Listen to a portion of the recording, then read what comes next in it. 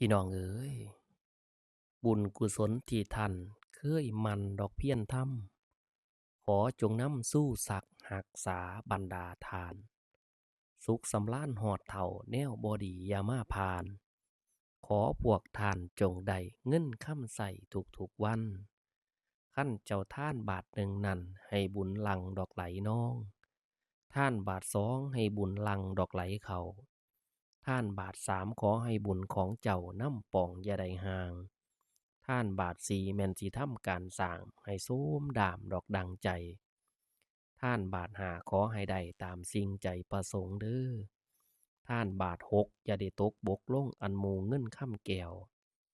ท่านบาทเจ็ดนั่นแล้วขอให้บุญของเจ้านำสู้คูบาทยาง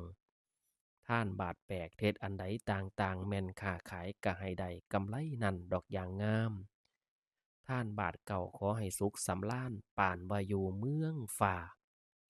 ท่านบาทสิบขอให้ฝูงลุ่งป่าอันโลค่ายามาพานท่านเป็นลอยขอให้สุขสำล้านตลอดกาลลาน่านล